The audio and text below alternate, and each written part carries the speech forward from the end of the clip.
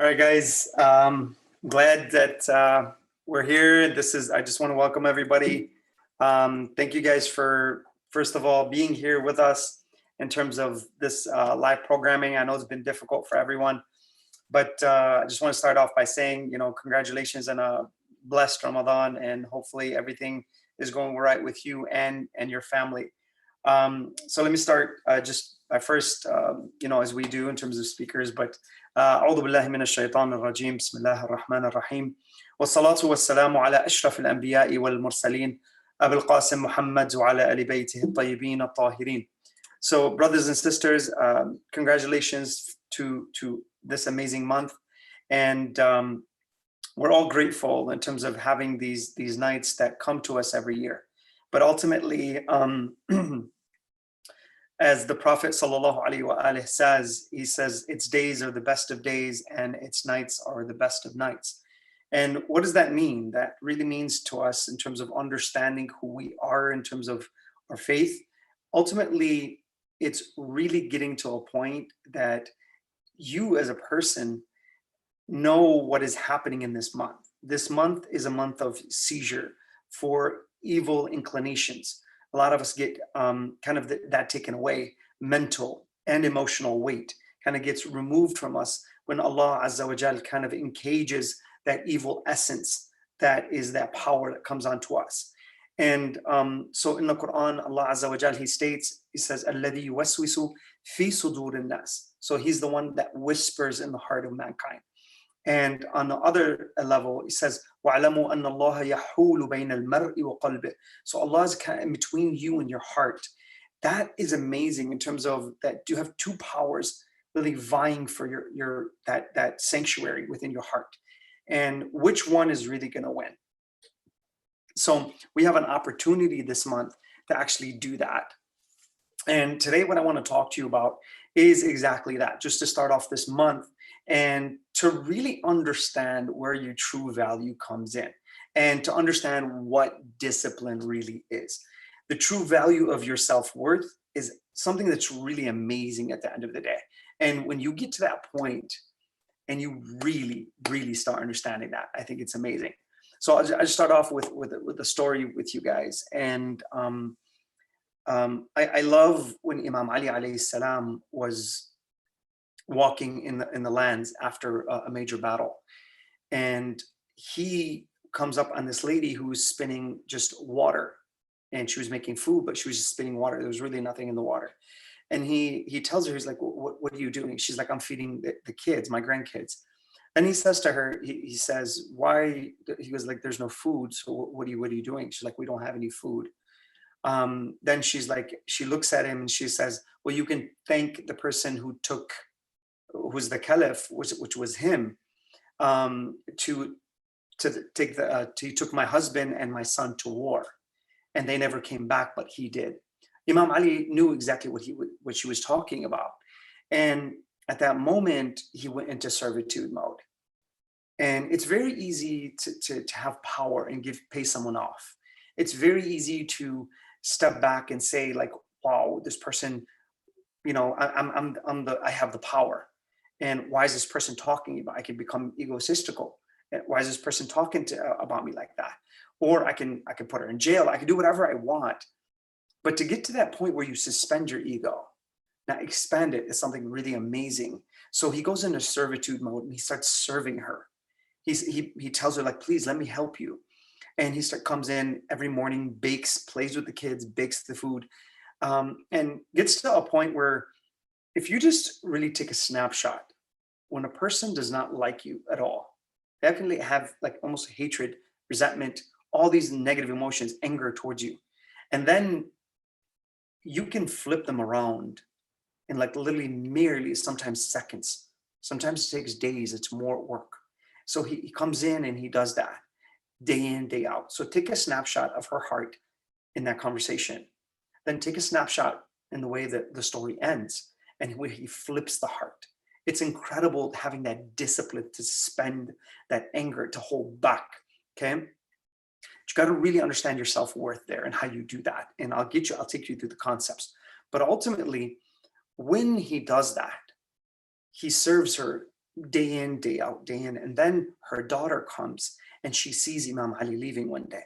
She rushes into the house and she says to her, she goes, do you know who that is in terms of, do you know who that is in terms of the person who just left the house? She's like, no, I don't. He's an amazing person. He's done so much for us in terms of what's going on. And she's in amazement in terms of his service. And she tells her who she is. Then she rushes and she goes towards him. And she says to him, she goes, please forgive me. I did not know. And he's like, so he tells her at the end of the day, he's just follow principle, don't follow personality. And it's amazing when somebody can get to that level. She says, I want to follow you. And he tells her, just follow principle, don't follow personality. And it's an amazing concept once we understand that. So let me start you by going in, and this is what I'm going to take you guys through today. And please pay attention to this, because this schema, you could be older, you could be younger, you could be anywhere across the board. And it's incredible what's going to happen when you truly understand this system.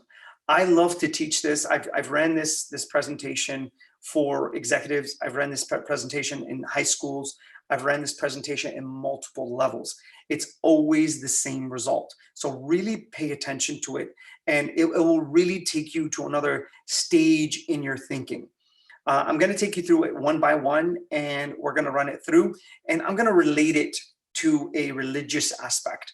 So I have presentations when I do this without any religious factors, but today I'm going to do that with the religious factors. So here we go. Like, take some good notes if you can. It's really something that can give you good understanding. And please, I highly advise, if you're someone who knows someone else, and maybe kids, I love for kids to kind of see this. And if you're a parent, you could definitely teach this to someone who's a teenager, emerging adult, young adult, in terms of these kinds of things. This is huge in terms of information.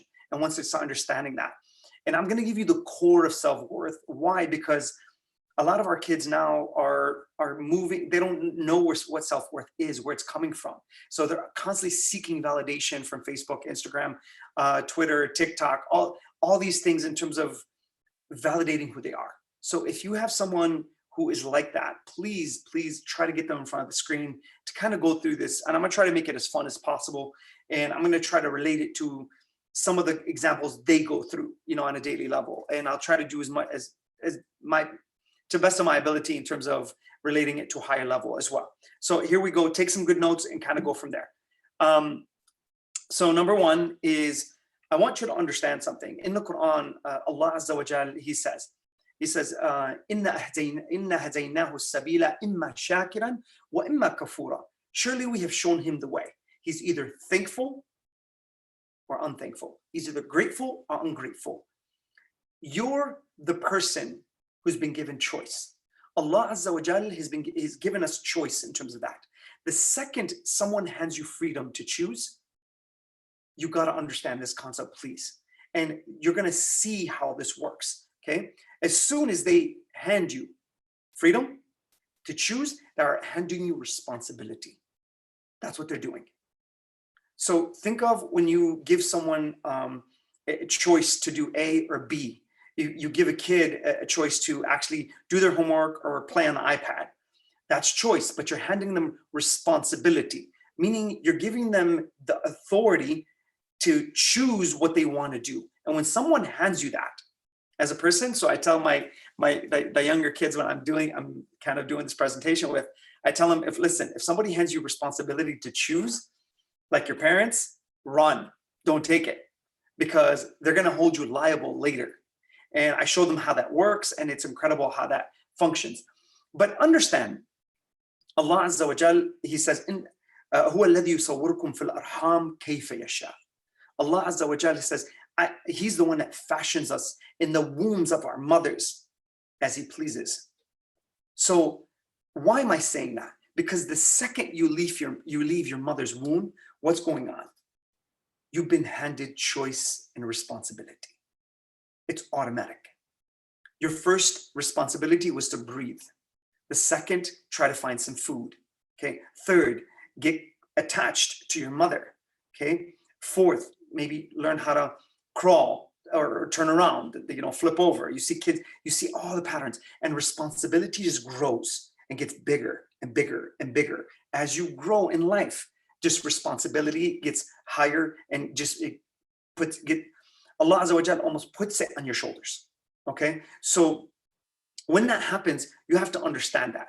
And then I ask, if it's doing a presentation for high schoolers or something like that, I'll ask them, like, what are some of your responsibilities? They'll say homework, exams, everything else. Now, so far, if someone hands you freedom to choose, they're handing you responsibility. Now, what's in terms of a hierarchical importance, an importance hierarchy, okay? What is the highest level of responsibility that you own? Bottom line, it's your soul. Allah Azza wa Jal, wa nafsin wa ma sawaha. Okay, Allah Azza wa Jal, He's giving you the soul that's inside of you. He puts us all in a body, which is an avatar, and this body is going to decay slowly as you go through time. Usually, around in science, from 38 to around 40 years old. Okay, this is where the cells start. Actually, there's a decay factor if you don't take care of yourself and stuff like that. So the body, the avatar, gets slowly taken away. And He says in the Quran, we've made you weak, then we've made you strong, then we're going to make you weak again. So He gives you strength, and that kind of takes you up. He starts you with the weakness. You're a baby, you're going to end up like a baby. You have no hair, you're going to end up with no hair. You usually, in terms of, you have to use diapers when you're younger. You probably will end up using diapers if you get really old. You can't walk when you're younger. You won't be able to walk when you're older, in terms of these aspects. But He gives you ultimate strength in the middle of it. He gives you that. And from here, He gives you the ultimate ability to take on responsibility. But when He does that, and He gives you that strength, and He pushes you to the responsibility factor, you have to be able to handle that. So you have to build the right value system and structure. Now, when I tell my teenagers, or I'm presenting this, I ask them for their responsibilities. Then from there, okay, so they tell me, like, my homework, my learning how to drive. They start learning a bunch of responsibilities. I said, what does responsibility require? Responsibility requires discipline. So Allah Azza wa Jal has given us the ability to choose. Then from there, when someone hands you freedom to choose, they are handing you responsibility. And then responsibility requires discipline. So when we are going through this in life, you have to understand that ultimately, what is discipline? Allah Azza wa Jal, when He says, Imam Sadiq alayhi salam, someone comes up to him and he says, oh Imam, please, I'm addicted to eating dirt. Imagine being addicted to eating dirt. But when the Imam says to him, he says, he's like, what should I do? And he asks the Imam, what should I do? The Imam says, إِنَّهَا عَزْمَةٌ min azamat al-rijal. Okay, he says, this is truly what? It's are you a person of strength? Okay, this is something that men do, which is they hold back. They can pull back on that regressive desire. It's a desire that I have, and then when I go against a desire, Rasulullah sallallahu alaihi wasallam comes in and he says, "Al-ladha fi tark al-ladha," to have pleasure in the resistance of that regressive temptation that comes to me. And now when I do that, I come against myself and I say, وَأَمَّا مَنْ خَافَ مَقَامَ رَبِّهِ وَنَهَى النَّفْسَ عَنِ الْهَوَى فَإِنَّ الْجَنَّةَ هِيَ الْمَأْوَى. So whoever fears the state of his Lord, he fears Allah, not that fear that, oh my God, I'm trembling. No, I'm afraid to disappoint Allah. And when I understand that, there's a difference. That's a positive fear. It's something to remove me from what remove me from the point that I'm actually in, meaning I don't disappoint. There's a love factor. It's not a fear factor almost, in terms of those understanding that aspect. So now when I do that, and I get myself to such a point that Allah says in the next verse, He says, وَأَمَّا مَنْ خَافَ مَقَامَ رَبِّهِ وَنَهَى النَّفْسَ عَنِ الْهَوَى. And he stops the self from regressive desires. It's the person who can tell themselves, no, I'm not going to do that. And the ultimate habit is the one who can actually feel pleasure by resisting the temptation. That's, I'm telling you, I coach a lot of people and they're all over the world. And for someone to get to that stage where they are a person who actually feels pleasure when resisting temptation, that's another human being, because they have a different chemical code that's released within the brain. People like that usually release serotonin, and serotonin is calmness, stillness. Even when there's fear, they feel that the sympathetic nervous system and the parasympathetic nervous system, one gets you to fight, one gets you to hold back. Okay, they're very calm, and people are known, if they meditate at a higher level, actually they're known that they have more time to respond. So that gap in their thinking of response, they don't react. They actually have more time. They actually build that. People who meditate, who pray, who do these kinds of things, that's actually, science has actually proven that. So now, then Allah finally answers and he says, فَإِنَّ الْجَنَّةَ هِيَ الْمَأْوَى. Surely, if he does this, if the person or she does this, if the person does that, the heaven is their abode. So it's that resistance, it's that internal battle. If you can win those decisions in your daily process, it's amazing what happens to you. Now, studies indicate that we have anywhere from 60,000 to 70,000 thoughts per day. Imagine you're only winning maybe 10 to 15%, but imagine someone who's winning like 95%. He's telling the self, I'm in control. It's not you that's in control. I'm in control. The body, once it becomes habitual and you download a program in your mind and the body takes it over, then the body needs it. It's no longer asking for your permission. It just needs it. It wants it. And now the body, between the desire and the mind, is a battle.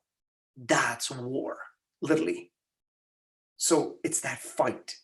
If you really can get that down, I want to give you just one more thing here in terms of understanding the factor of how much power there is in this. Once you have that discipline and you're about to, let's say you're fasting and you're about to eat something, and the temptation comes and you feel a little sick and you're looking and somebody gets some pizza in front of you. They're like, man, you should eat. Let's say you're at work and the person is not fasting or whatever.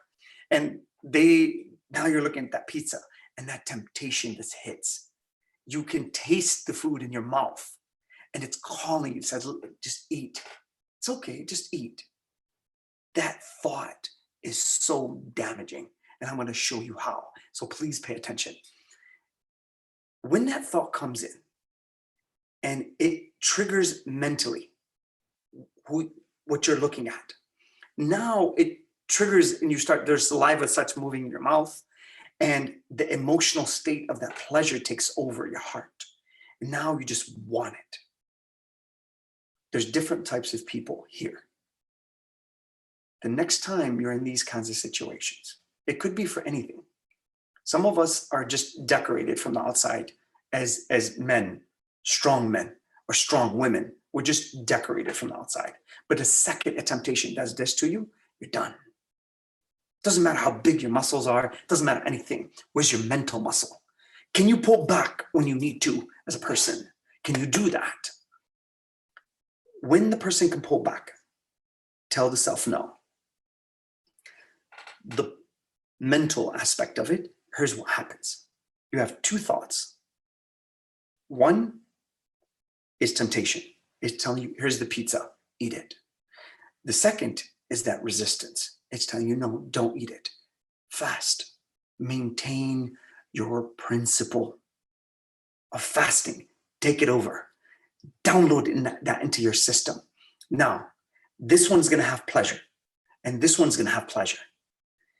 Depending on which side you allow to win, in terms of these two concepts, and getting pleasure for the resistance is something you need to build, where actually you feel the pleasure of actually resisting it. So this will actually die slowly. I'm going to show you how you can kill this thing slowly. That temptation, that regressive temptation, and that desire, how do you kill that slowly? Win the small decisions. What do I mean by that? Here's what happens when two thoughts are fighting for one space in your mind, meaning one decision. Imam Ali alayhi salam comes and he says,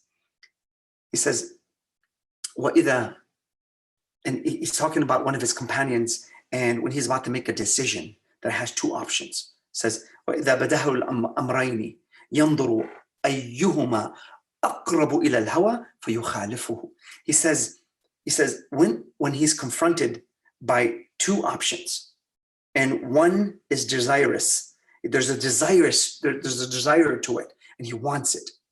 He looks at which one is closer to that regressive desire, which option, and he goes against it. It's a perfect mechanism of understanding how to make decisions. So now, why is that so important? Look at the awesomeness in terms of the science now catching up to Imam Ali alayhi salam. Science catching up to Imam Ali. Look at what he's saying to you.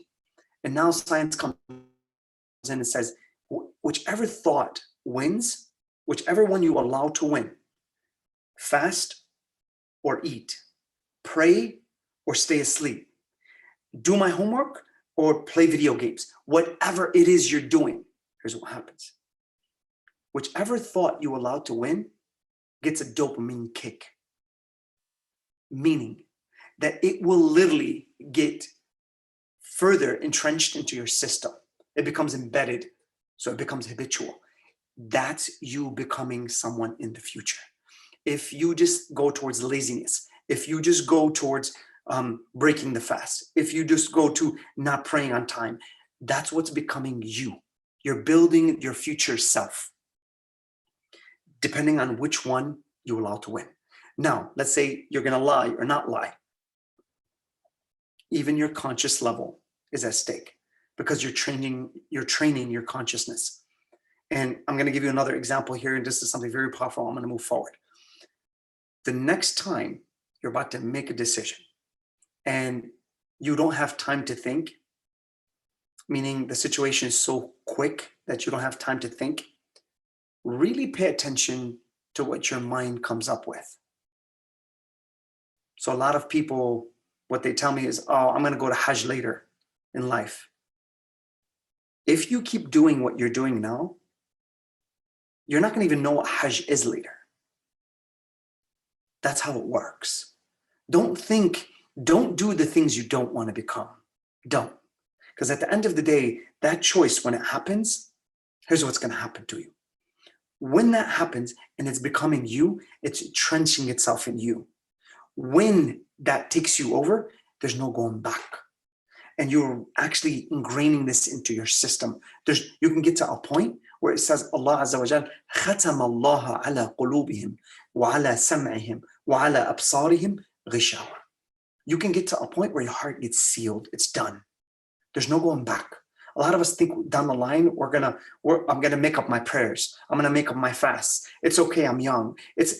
Don't do the things you don't want to become. So when that takes you over and you're about to make that decision and you give it that dopamine kick, okay, that circuit is embedding itself into your system further. It's entrenching itself. It's like you're giving a tree water and its roots are going deeper into what? Your being. That's what's happening to you. Good luck down the line eradicating that. You won't be able to. It's too hard. It's like writing with ink on paper. If you want to take off that ink, you're going to have to take off a piece of that paper.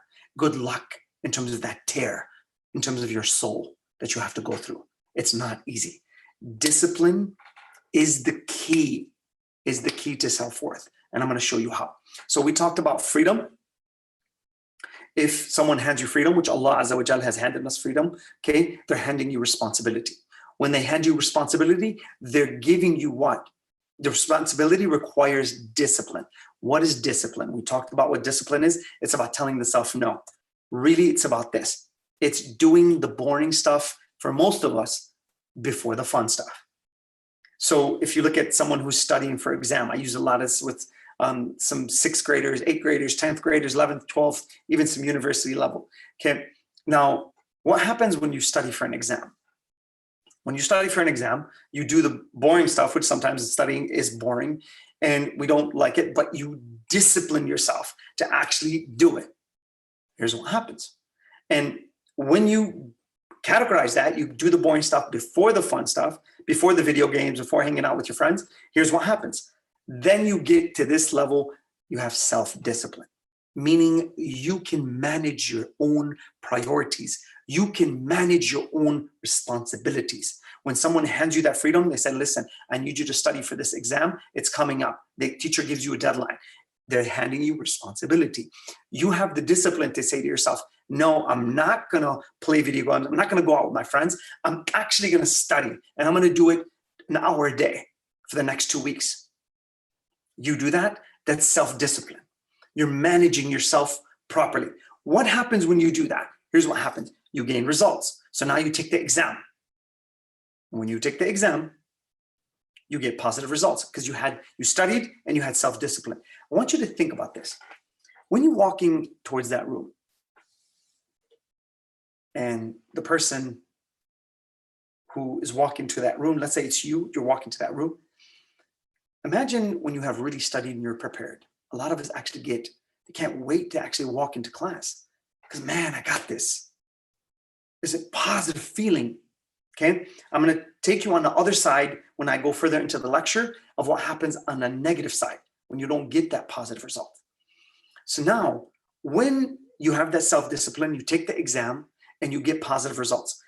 Now, others like your teacher, your parents, and your academic career, they see your grade point average, they see everything. And when people view that, they see the results of your discipline. That's what they're looking at. So your results are going to quantify and they're going to give a picture about your character, who you are as a person. That's what your grade point average does. It signifies that aspect of your character and who you are. So now when others look at it, how do they look at you? They look at you as reliable. I can depend on this person. So let's say you do this in the first exam. You get like a 92 or 93, 94, 95 on your first exam. Then you create consistent results. I'm going to repeat that. They hand you the freedom they tell you, listen, you have freedom to choose in terms of the way you study, the way you do it, whatever, how you study, it doesn't matter. You study. Here's your responsibility. Here's an exam in 2 weeks. From there, you have the discipline to actually tell yourself no to certain things, and then go from there and say you have self-discipline. You take the exam, you get positive results. What happens here is something amazing. And guys, a lot of people, unfortunately, I just want to say this real quick, and this is a side note. A lot of us, we say, oh man, I don't care about what people think. I really don't care. That doesn't matter. Sure, that's a great thing when you're dealing with specific situations where somebody's putting you down or somebody's doing these kinds of things. It's good not to care about what those things are. But it's very important when your boss's perspective of you is positive. It's also it's a great thing when your parents' perspective of you is positive. It's a great thing when the perspective of you is positive in the eyes of a judge or a police officer. So what others think matters. And I'm not telling you it matters to about your own dignity, honor, respect. That's not what I'm saying. In negative situations, that's how we usually judge people's perspectives on the other side. Meaning that we always look at it that negative. Don't judge me. Don't look at me. I don't care about what you think. It's because we're judging negative people who do negative judgments of others. But when there's positive judgments, we need to care about what people think. We do. It's important how people look at you and what they believe about you, because they will give you opportunities. So when someone looks at you as reliable, they'll trust you. And if you can create consistent results, meaning A after A after A after A, what happens? They start believing in you. And you know what happens is something very important here. They go from reliability, they go back. They realize that you have self-discipline from here. Then they hand you more responsibility. And you know what they do? They hand you more freedom to choose because they trust your decision-making. That's how it works. So what happens even further is this. When someone looks at you as reliable, then the second lens is you get to a point where you're invaluable to them. Meaning invaluable that you can't be replaced. And they give you, like I told you, more freedom and more responsibility on that level. What happens here, guys, when you create positive results, you have the self-discipline, you gain the positive results, people look at you as reliable, and people look at you, that you get to a point, if you create consistent results, they'll look at you as someone who's invaluable, meaning you cannot be replaced. There's a value to you that if they hire someone within a company, they need 10, 15 people to replace you. What happens to your self-confidence and self-esteem, guys? It's also positive. Because people will give you now scholarships, they'll give you opportunities, open up doors for you, and your self-esteem just goes through the roof. So true self-esteem comes from high levels of self-discipline. That's where it comes from. Now, let's go to the other side, okay? Where I want to explain to you how it works on the other level. And this is very important so you understand. The other side is, unfortunately, when we don't have self-discipline, it's when others have to discipline us. And when Allah Azza wa Jal puts things in front of you and he says, he gives you things like, وَأَمَّا مَنْ خَافَ مَقَامَ رَبِّهِ, we said like on that level, وَنَهَى النَّفْسَ عَنِ الْهَوَى. So the one who goes against the self. What about the person who doesn't go against the self? They're just in the moment, they don't care. There's another verse that says, أَرَأَيْتَ الَّذِي اتَّخَذَ إِلَهَهُ هَوَاهُ. Do you see the person who's made his desires his Lord? So whatever the passion is, whatever, like Nike says, like its old slogan was, just do it. You feel like it, just do it. Whatever you feel, just do. No cognition of certain things. That's very dangerous because where it can lead you to is something very, very, it's like if I want to do my homework or I want to study for exam, I'm not going to do that. I just do what I feel in the moment. I feel like playing a video game or going out with my friends, go to the mall, whatever, doesn't matter. I just do what makes me feel good in the moment. But short-term pain, short-term gain, and long-term pain, that's what you're setting yourself up for. That decision that you make in the moment, you don't want a decision that you have to clean up later. You don't want a decision that's going to be the next building block on the wall that you're going to hit eventually. You want decisions in the moment now that are going to lay down more track for you down the line. That's how it works. So that's what you want to do. So from here, when others have to discipline us, Allah Azza wa Jal has many instances in the Quran. It says, "Ara'aytahu istaghna, inna ila rabbika ruj'a." He says, do you see the one who thinks of himself as independent? He's got no accounting. He says, he's coming back to me. I'm gonna be the other person who's gonna what? Show you what you should have had in discipline. I gave you the law. Inna hadaynahu sabila. The first verse that I started with, I showed you the way. You were thankful or not?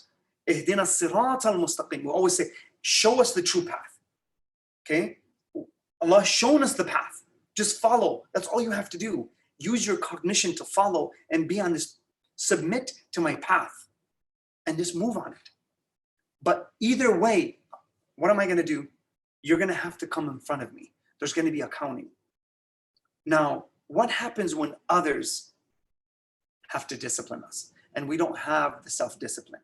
That means we did the fun stuff over the boring stuff. That means we didn't study for the exam. And now we're walking towards class. I want you to think about that emotion that you feel when you're walking towards class and you haven't studied. How do you feel? Every single time I do this presentation, every single time, I get the same exact answers on all levels. It's identical. It could be younger, older, it doesn't matter. Sometimes I do this high-level executives. There's a lot more to this presentation, but I just took some of the things off. But sometimes I do high-level executives. But in terms of these concepts are so amazing in terms of the result. And once you're walking towards that exam, you feel fear, anxious, you feel like almost nauseated in terms of these. I get the same answers all the time. Then I ask them this question: who did that to you? My nephew is 5 years old. I just did this psychological presentation to him, and I asked him this same question. I said, who did this to you when you don't study or you don't take care of your responsibility? He says, yourself. You did that to you. So ultimately, punishment comes from our decisions in the moment. Later punishment comes in the present decisions that we make. We're either going to have great reward, or really awful punishment that's going to hurt us later. And some of us, we don't know how to get out of this routine. So what happens when others have to discipline us and you do the boring stuff before the fun stuff? Others come to you and like, now you get negative results. What happens when you get your exam back and now your teacher's looking at this and you think they're going to look at you as reliable? They're going to hand you what? The exam. They're going to say, get it signed by your parents, or you need to study harder, or let's say you're higher level, you failed on this presentation. Okay. They're going to give you negative feedback, and they're going to start looking at you as what? Unreliable. And if you make being unreliable, if they start viewing you that way and they put on that lens and they're not looking at you that way, guess what? It's very difficult to take that lens off, because of first impressions, it has been proven psychologically, they're very difficult to remove, very difficult. So now they're going to look at you as reliable, and guess what they're going to do? They're going to start taking away certain things. And the first thing they're going to know is they have to discipline you, so they have to take over your responsibility. Meaning you don't know how to prioritize yourself because you did the fun stuff before the boring stuff. You didn't have the discipline to flip that. So now they're going to look at your responsibilities and they're going to try to micromanage you because you don't have enough discipline to manage yourself. So they take away certain responsibilities. What's the first thing they do when you hand over a parent a bad score on an exam? They're going to take away the first thing is what? Your phone. That's the first thing they do. And then from there, they take all other, and the bigger than that is they tell you, you know what? Go to your room. You can't do A, B, C, D, or E. They're taking away your freedom of your phone. They take away your freedom of everything else around you in terms of your decision making. Because now the value of your decision has become less because you didn't know how to prioritize your responsibilities because you didn't have enough self-discipline. And now I have to discipline you as a parent, a teacher, a mentor, a boss, whatever it is. I have to mentor you now, and I have to take over that responsibility. So from here, you get the negative results. They start looking at you as unreliable. Once they do that, they start giving you responsibility. And then eventually, if you keep this going, lens one, and you keep negative results rolling in, they'll look at you as someone who's dispensable. And they don't want to give you anything. Trust me, they won't. They won't want to give you any more responsibility, and they won't want to give you any more freedom to choose because they don't trust your decision-making ability. So I want you to think of all the circumstances that you're going to be in life like this, and not just on a general level. I just want you to understand that when people view you in a certain way, it can be destructive to your career. It can be destructive to a relationship. It can be destructive to so many things in life. Now, what happens when you're unreliable and you become dispensable? Guys, your opinion has less value, but ultimately, what happens to your self-esteem? You're not going to like yourself very much. And I want to give you a final statement here, and I'll finish with this. And when you don't like yourself here, your brain has a directory of your wins, which are positive, and your losses, which are negative, meaning it has a directory of your wins and losses in life. If you took an exam and you failed, guess what? It knows. It keeps a record of that subconsciously. Then it tallies all that up and it gives you a feeling about your own self, which is high levels of self-esteem or low levels of self-esteem. You can't escape that. You can't. It actually hands it to you subconsciously. And you don't feel good about yourself, you don't like yourself, and then you start seeking validation from other people, from other resources, because you don't really like yourself as a person. So now, in this level, here's what happens. If you as a person get to this level, you're going to have low levels of self-esteem. You're not going to really like yourself. And what happens there, and if you continue that way, and you don't change yourself, here's what I normally do when I'm taking on any clients or anything like that. I check this whole system. But the first thing I check is this thing right here. So guys, ultimately, the ultimate factor of positive self-esteem or negative self-esteem is self-discipline or others disciplining you. If you have self-discipline, you will create positive results, which increase your self-esteem and you like yourself more. And if you have others disciplining you all the time and they're forcing you to do things, then you're going to have negative levels of self-esteem. And you're going to rebel. You're going to do a million other things because this is not part of your vocabulary. So if you truly want to like yourself when you look in the mirror and not care about what others think when they're judging you, just fine. That's a good thing then. Okay. Me thinking that we're actually assuming that you're doing the right things here as well. Okay. Learn that this word is the key word right here. It's to have self and to have discipline. And if you can tell the self no, and then you can create a habit, which is literally the ultimate habit within you, that you can actually feel pleasure from resisting temptation, sin, everything else, there's nothing in this world that can touch you. You're going to become so powerful as a human being that when there's chaos all around you, what's going to happen is this. You're going to be in the eye of the storm because you're going to be calm like the stillness of the night. وَالضُّحَى وَاللَّيْلِ إِذَا سَجَى. Allah swears by the stillness of the night. Your calmness is so firm, but your confidence underneath is a lion waiting to attack. That's incredible as a human being. I'm telling you, I see people like this, and I see them even develop into this.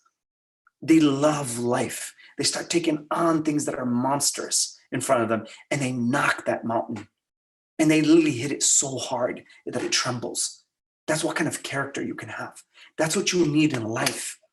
And then the person who can pull back like that and pull that mental muscle before that temptation occurs, that's amazing. So that builds self-respect, it builds dignity, and it builds honor. The other side, when you go towards the fun and then regressive temptation, all it builds is humiliation. That's the way it works, guys. So ultimately, learn what it means to have self-discipline. This will give you a really good map. So if you want freedom, guys, to choose at a higher level, have more self-discipline.